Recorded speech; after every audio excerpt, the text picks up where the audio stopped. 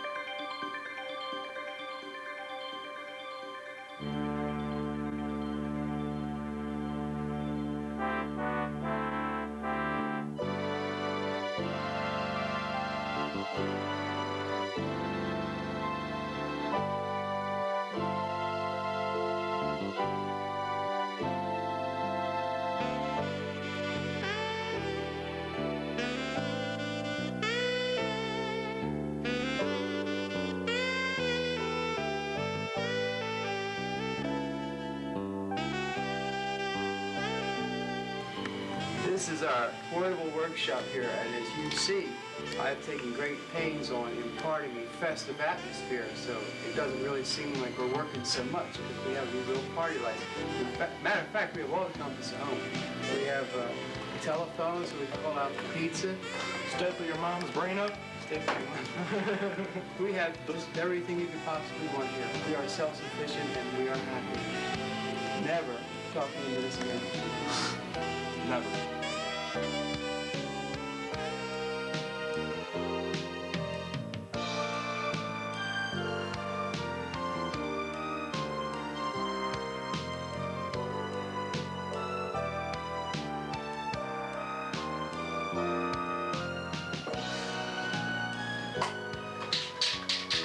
Get tired of you watching us while we're working, man.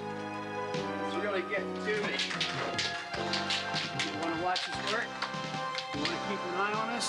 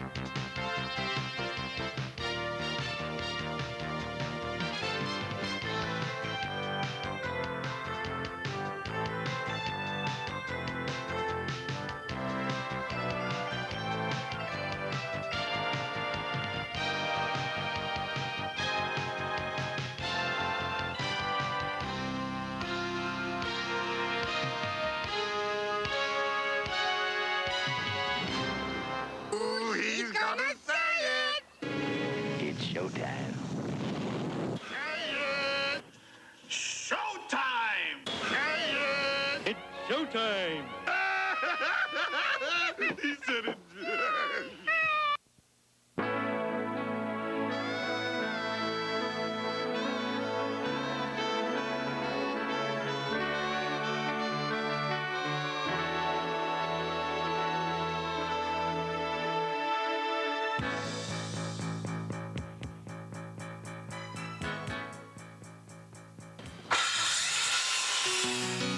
Welcome to the April '92 edition of Playback Video Magazine.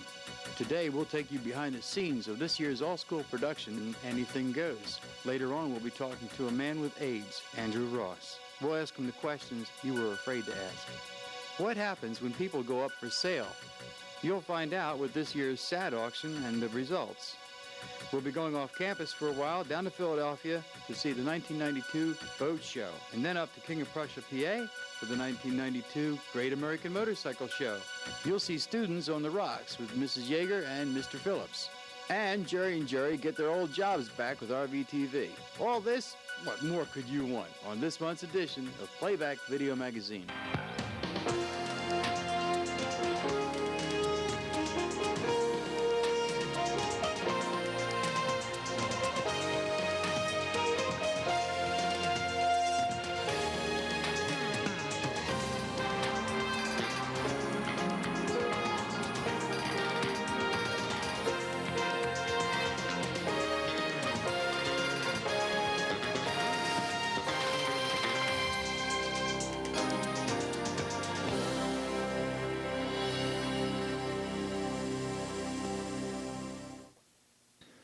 When I was a kid in little school, when it came time to do a school play, it was a matter of pasting some cutout leaves on yourself and some brown paper in front of yourself and go dancing out in front of your parents and saying, "Oh, I'm a tree and it's fall and I'm Mr. Fall."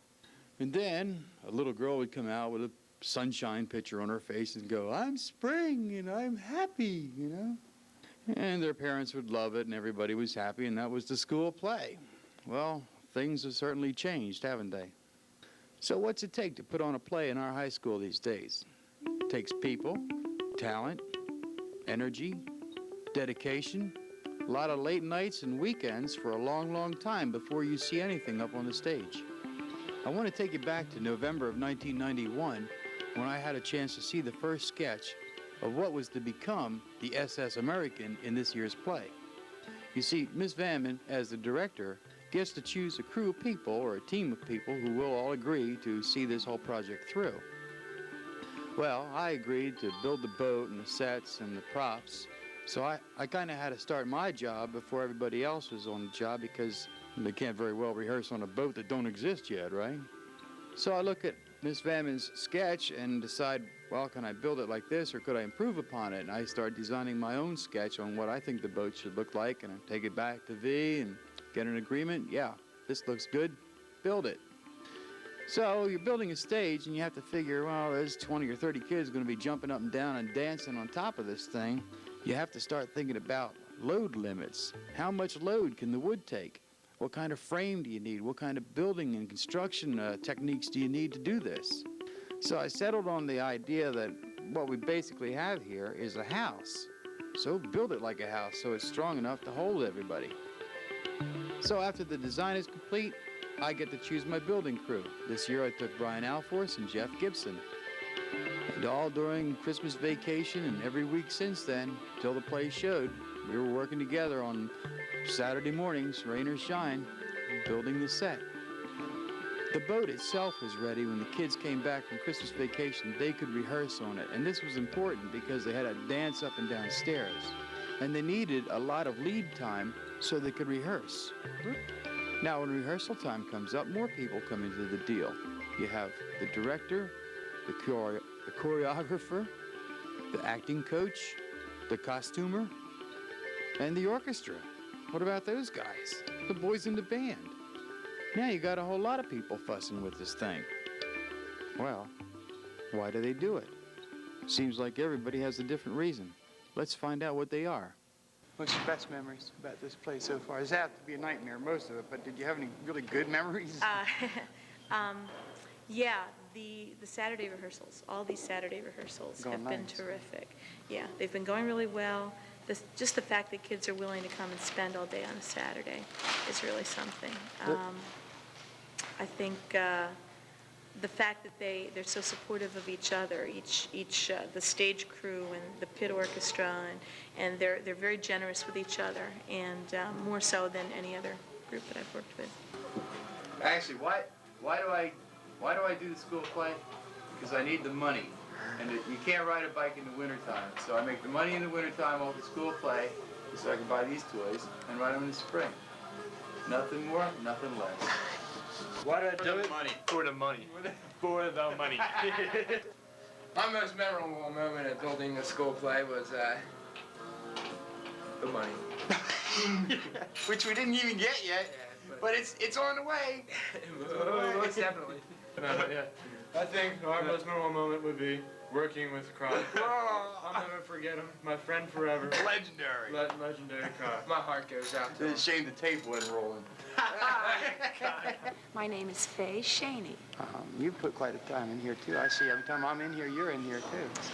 I'm here all day Saturday, and not only the time that I put in here, it's the time that I put in doing the choreography at home, the hours that I put in putting this together so that when I come in with the kids, we know what we're going to do, because I can only give them Saturday. So I need to know exactly what we're going to do as much as possible when I'm here with them. Yeah, how the kids will work with this group. They're great. They're just wonderful. It's been a joy working with them. They just, give me everything all day Saturday. And it's, a lot of them don't want to be here Saturday really, but here they are and they're doing it. There's a lot of talent. And the tapping especially has to be so precise, and from what I understand and from what I see, during the week they put in a lot of rehearsal time too, and on Saturday, usually the problems that we had the week before were cleaned up, and we're ready to go on then to do even more. You gonna come back and go with us again? Oh, I hope. I love doing it. I did Guys and Dolls with the school. Yeah. And I love doing it. I hope to see you back there again. I think you really brought out the best of the kids. Well, they've been great to work with. Thanks for the interview. Oh, you're welcome. It's my pleasure. I guess the top highlight would be going to rehearsal, seeing students perform, knowing how much fun they were having, seeing how hard they worked, and getting results. I think it's made me a better librarian because I get to know students in a different way, and I can help them differently when they come up here and ask for help. Neatest thing about working on this play was probably meeting a whole bunch of new kids. I meet a lot of kids in the halls and in the classes that I teach and in Saturday session that I work with. But these kids are neat. There's a different way of, there's a different head that goes along with being in a play that's different than a class. And watching all of these different kids come together and work finally as an ensemble is really neat. It's a good feeling. I like it a lot.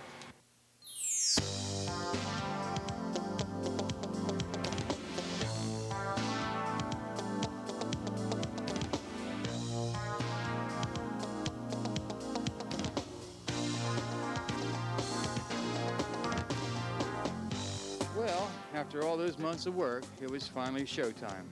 I have some highlights of the play I'd like to show you, and here they are.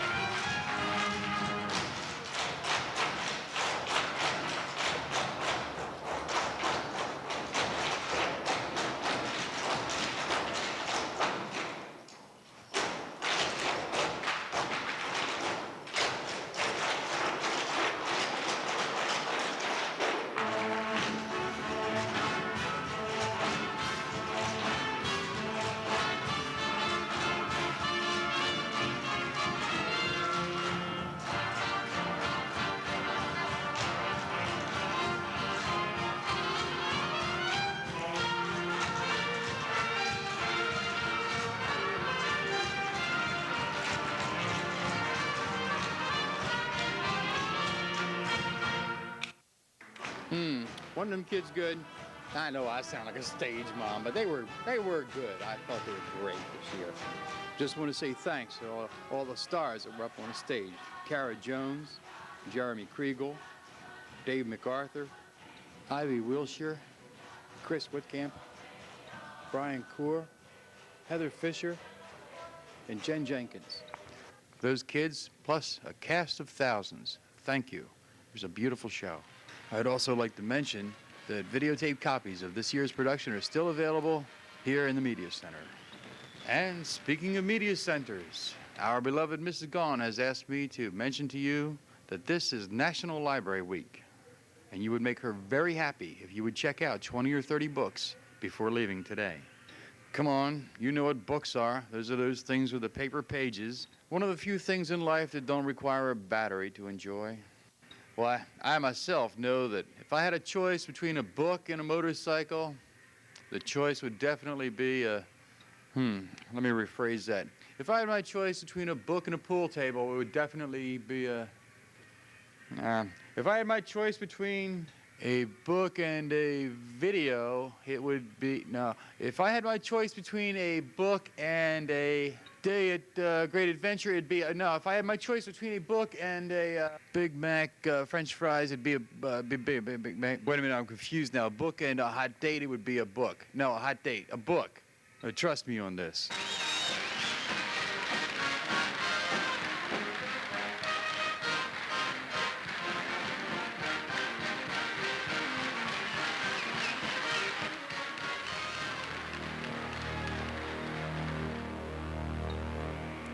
Here's a fact you might want to consider. All of the people who are friends of your parents